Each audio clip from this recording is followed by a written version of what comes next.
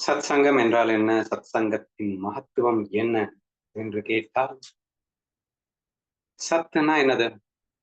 உண்மை. சங்கம், தி association of peoples. அதாவது ஒரு ஒரு குழு, ஒரு குரூப், ஒரு சங்கம் அப்படின்லாம் சொல்றோம். சரியா? சரி, இப்போ சத் சங்கம் அப்படிங்கிறது என்ன சொல்லப்படுகிறது? சத்துனா என்ன அப்படிங்கிறது ரொம்ப முக்கியம். சத்து என்றால் உண்மை என்று சொல்லப்படுகிறது. வாட் இஸ் தட் உண்மை?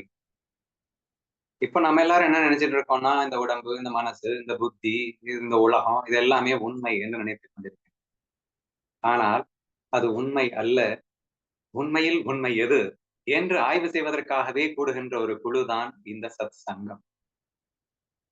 அதை நாமளா பண்றதில்ல. சத் சங்கம்ங்கிறது நம்ம எல்லாரும் கூடிக்கிட்டு ஆஹ் இதுதான்டா உண்மை, இதுதான்டா உண்மை என்று பேசுவதல்ல. முழுக்க முழுக்க ஆகமத்தை துணையாக கொண்டு நாம் ஆய்வு செய்வதுதான் இந்த சத் சங்கம். ஞானதேவர் இந்த ஹரிபாட்டை நீங்க கவனிச்சு கேட்டீங்கன்னா, வியாசரின் துணை கொண்டுன்னு ஏன் சொல்லணும்? இவரே வந்து கிருஷ்ண பகவானின் அவதார். சரியா? அதே கிருஷ்ண பரமாத்மா வந்து பகவத்கீதையை சொன்னாரு. அதை இன்னும் நல்லா புரியணும் வைக்கணும் அப்படின்றதுக்காக ஞானதேவர் அப்படிங்கிற அவதாரத்தை எடுத்துட்டு வந்து அவர் சொன்ன அதே கீதைக்கு விளக்கம் கொடுத்திருக்காரு. ஆனா இவரு வியாசரை எதுக்கு துணைக்கு கூப்பிடணும்? So that is very very important in சத் சங்கம். ஸோ சத் சங்கம் என்பது முழுக்க முழுக்க ஒரு குருமார்கள் அவர்கள் சொன்னதை நாம் புரிந்து கொள்ளும் முயற்சியாக இருக்க வேண்டும். ஏன்னால் அது மட்டும்தான் சத்து. அவர்கள் சொல்லியது, அவர்கள் அனுபவித்த அந்த உண்மைதான் சத்து என்று அழைக்கப்படும். அந்த சத்தினை நாம் இங்கே புரிந்து கொள்ளும் முயற்சியில் ஈடுபடுவதற்காக அதை நாம் கற்றுக்கொள்ள முயற்சிக்கின்றோம். அப்போ காலங்காலமாக ஒரு பொய்யான விஷயத்தை உண்மை என்று நம்பி வாழ்ந்து கொண்டிருக்கின்ற நாம், எது பொய் எது உண்மை என்ற ஒரு விவேகத்தை நாம் பெறுவதற்காக கூடுகின்ற ஒரு குழுதான் இந்த சத் சங்கம் என்பதை புரிந்து கொள்ள வேண்டும். சரியா? இப்ப சத் சங்கம்னா என்னன்னு சொல்லிட்டோம். ஏன் அது இம்பார்ட்டன்ஸ் அப்படின்னா, இட்ஸ் வெரி சிம்பிள். எல்லா சங்கமுமே இம்பார்ட்டன்ஸ் தான். ஏன்னா எந்த சங்கத்துல இருக்கையோ அதுவாகவே நீ மாறிடுற.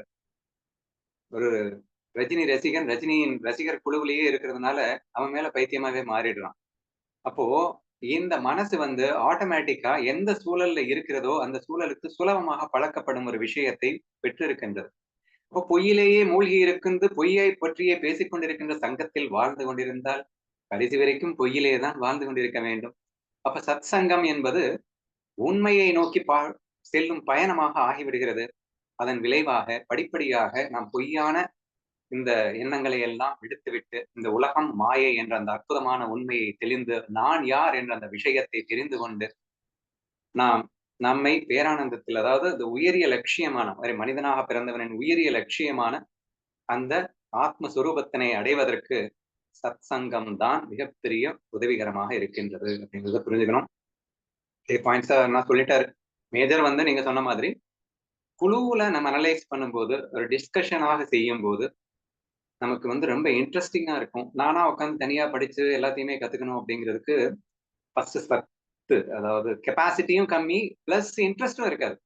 பட் ஒன்னா சேர்ந்து நம்ம படிக்கும்போது ஹைலி இன்ட்ரெஸ்டிங்காகவும் இருக்கும், ஹைலி எஜுகேட்டிவாகவும் இருக்கும். அதாவது நாலேஜ் வந்து ரொம்ப ஈஸியா கெயின் ஆகிற மாதிரி இருக்கும் என்ற இந்த நன்மைகள் இங்கே அதிகமாகவே இருக்கின்றன.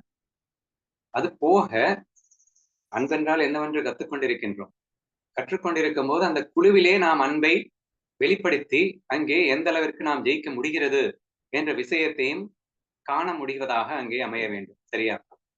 அதாவது நம்ம ஜென்ரலா என்ன பேசுறோம் அப்படின்னா, யாராவது ஒருத்தரிடம் முன்னால் முழுமையாக அன்பில் ஜெயிக்க முடிந்தாலே அது மிகப்பெரிய விஷயம்தான் என்றெல்லாம் பேசிக் கொண்டிருக்கின்றோம்.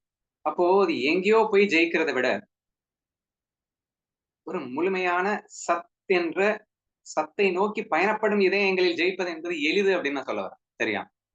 இப்போ எல்லார்கிட்டையும் அன்பா இருக்கிறது அப்படிங்கிறது கடினமாக இருக்கலாம். ஆனா ஃபர்ஸ்ட் ஸ்டெப்பா எல்லோருமே ஒரே பாதையை நோக்கி போறாங்க. சத்தை புரிந்து கொள்ள வேண்டும் என்ற நோக்கத்துல இப்போ ஓரளவுக்கு மைண்ட் எல்லாமே வந்து ஒன் பாயிண்டடா இருக்கு. ஒரே திசையில பயணப்படுது. இந்த இடத்துல அன்பு காட்டுவது எளிதல்லவா? சோ நாம் அன்பில் வெல்லுவதற்கும் இந்த குழுவை நாம் உபாயமாக பயன்படுத்திக் கொள்ளலாம். முழுமையான அன்பில் நெகிழ்ந்து நம்மை நாம் மேம்படுத்திக் கொள்ளவும் இது உதவிகரமாக இருக்கின்றது. இது அடுத்தபடியாக எல்லா இடத்திலும் அன்பை வளர்க்க உதவிகரமாக இருக்கும் என்பதற்கும் எந்த விதமான மாற்று கருத்தும் இல்லாமல் இருக்கின்றது. சரியா?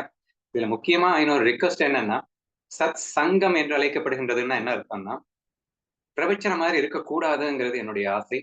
ஒருத்தர் பேசுவாரு, எல்லாரும் கேட்டுக்கிட்டே இருக்கணும். அதுவும் சத் சங்கம் தான். இல்லை என்று நான் மறுக்கவில்லை. அதைவிட அற்புதமான ஒரு சத் சங்கம் எதுவாக இருக்கும் என்றால், அனைவரும் கலந்துரையாடி, அதில் நாம் உண்மையை கற்றுக்கொள்வதுதான் மிகச்சிறந்த ஒரு அற்புத பணியாக இருக்கும் என்பது எனது கருத்து. அது என்ன விண்ணப்பமும் கூட.